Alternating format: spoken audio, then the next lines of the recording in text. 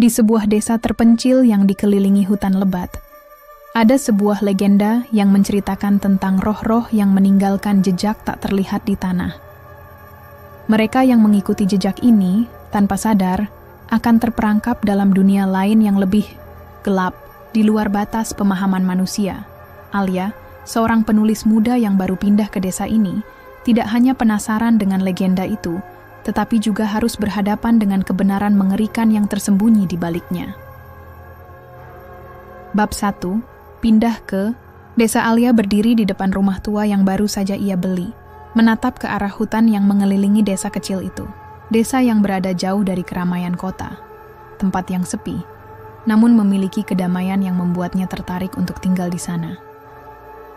Alia adalah seorang penulis novel horor yang sedang mencari inspirasi untuk buku terbarunya. Dengan latar belakang desanya yang terpencil, dia merasa ini adalah tempat yang tepat untuk menyelami suasana mistis yang dapat membantunya menyusun cerita. Di tengah-tengah persiapannya untuk mengatur rumah, Alia bertemu dengan beberapa penduduk desa yang ramah. Namun, satu orang yang menarik perhatiannya adalah Pak Thohir, seorang lelaki tua yang dikenal sebagai penjaga makam di desa itu. Pak Thohir memperingatkan Alia agar tidak terlalu dekat dengan hutan di malam hari, terutama di bulan-bulan tertentu. Alia tertawa kecil, menganggapnya sebagai bagian dari cerita rakyat yang biasa. Namun, perasaan tidak nyaman mulai datang ketika beberapa tetangga memberitahu Alia bahwa ada sesuatu yang tidak biasa tentang desa ini. Setiap malam, mereka mendengar suara-suara aneh, suara langkah kaki di hutan, tetapi tidak ada yang terlihat. Alia mulai merasa penasaran. Bab 2. Legenda jejak tak terlihat. Pagi hari berikutnya, Alia duduk di teras rumahnya sambil menulis. Keheningan desa memberikan ketenangan yang sempurna untuk menulis, namun ia terus teringat pada peringatan Pak Thohir. Saat ia bertanya lebih jauh, salah seorang penduduk desa, seorang wanita bernama Emma, menceritakan legenda tentang jejak tak terlihat. Menurut Emma, dahulu kala, ada sekelompok penduduk desa yang mencoba menemukan kekayaan tersembunyi di dalam hutan. Namun, mereka tiba-tiba menghilang tanpa jejak. Sejak itu, desas-desus tentang jejak tak terlihat muncul. Mereka yang mengikuti jejak tersebut akan menemukan diri mereka terperangkap dalam dunia yang lebih gelap, dunia yang penuh dengan roh-roh yang tidak bisa kembali ke dunia nyata. Emma memperingatkan Alia untuk tidak mengganggu legenda tersebut. Jejak itu bukan untuk diikuti, Alia, kata Emma dengan suara berbisik. Jika kamu mengikutinya, kamu akan tahu rasanya terjebak selamanya. Alia tidak menganggap cerita itu terlalu serius. Tetapi saat malam tiba, dan ia mendengar suara-suara aneh di luar rumah, rasa takut perlahan mulai merayap masuk ke dalam pikirannya. Bab 3. Mimpi buruk dan kecurigaan malam pertama di desa ini, Alia tidur dengan gelisah. Ia terbangun berkali-kali, merasa ada yang mengawasinya. Dalam tidurnya, ia sering bermimpi tentang hutan, dan sebuah jejak yang terus membawanya semakin jauh ke dalam kegelapan. Dalam mimpi itu, Alia mengikuti jejak yang tidak tampak, dan semakin ia mengikuti, semakin jauh ia terperangkap dalam dunia yang asing dan menakutkan. Suatu pagi, saat Alia tengah berbicara dengan Rama, seorang petani muda yang baru dikenalnya, ia mengetahui bahwa Rama pernah mendengar cerita tentang orang-orang yang terperangkap di dalam dunia lain setelah mengikuti jejak tak terlihat.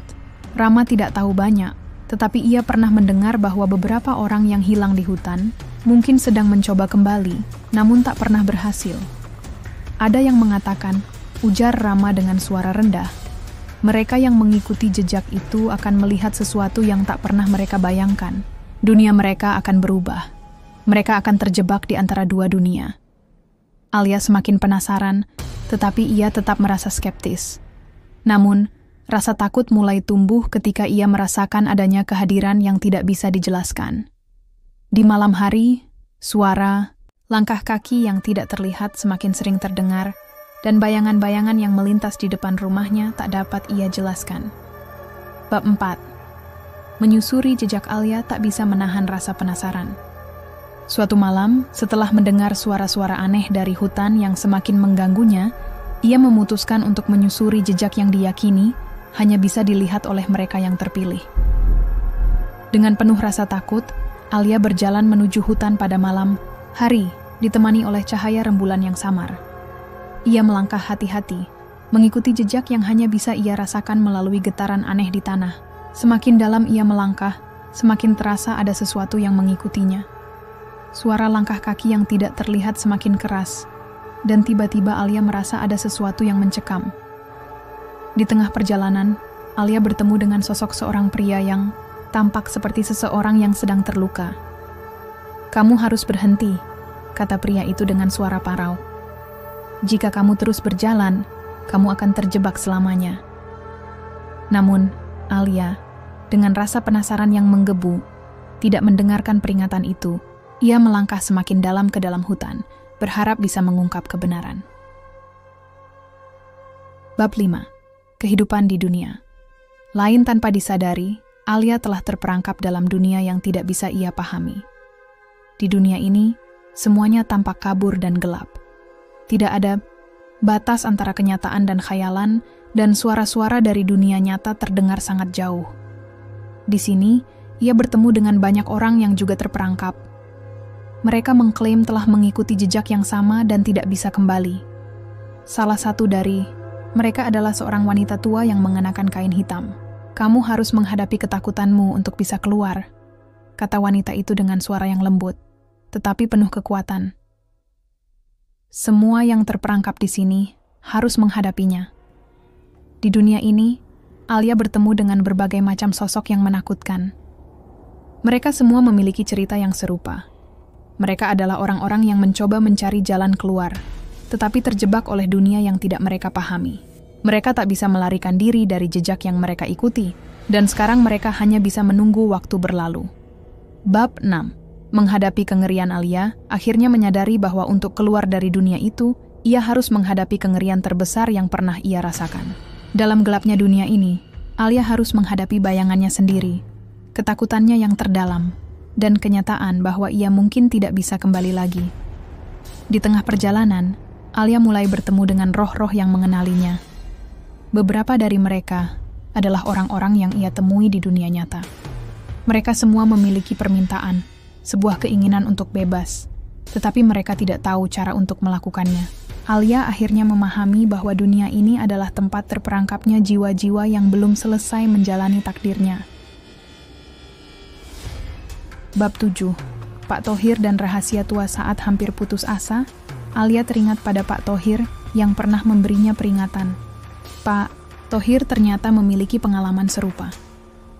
Ia pernah terperangkap di dunia itu bertahun-tahun yang lalu dan berhasil keluar dengan bantuan seorang dukun. Dukun itu mengajarinya cara untuk menghancurkan jejak dan melepaskan diri dari dunia yang terperangkap. "Jejak itu adalah cermin dari ketakutanmu," kata Pak Thohir. "Untuk mengalahkannya, kamu harus melepaskan dirimu dari apa yang menahanmu." Alia kini tahu bahwa untuk kembali, ia harus mengatasi ketakutannya sendiri dan menghancurkan jejak yang mengikatnya.